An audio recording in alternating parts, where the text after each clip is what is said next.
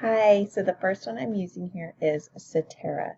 This is an online geography game that also comes with printables, a blog, and frequently asked questions.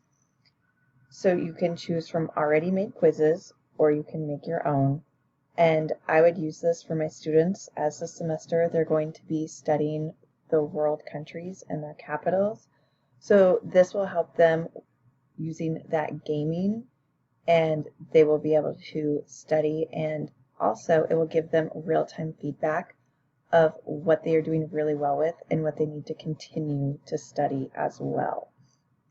So we can go through this and you can see they can pick either everything.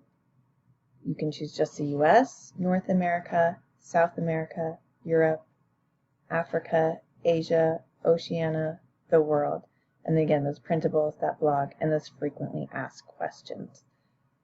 So for my ISTE standards, I have 3.3E. They will develop learning assessments that provide a personalized, actionable view of student progress in real time.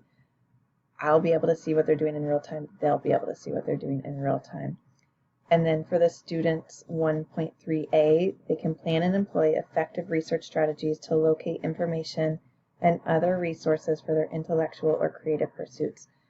They will be able to figure out what they need to study and then how can they study that? Where do they need to go to study that? So as I said, my students will be studying the world, so we're going to click on World right here.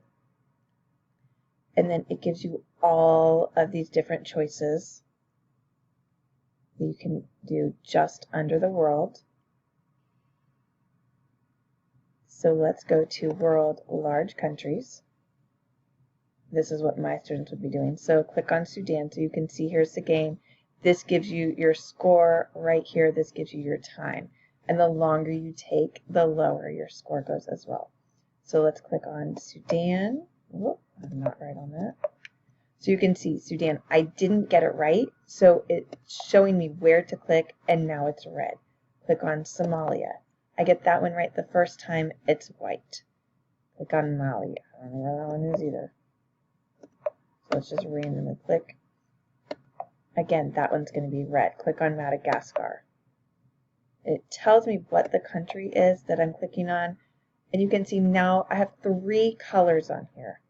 Red, I don't know it. I obviously need to study those. White, I got it right the first time. I did really well with that.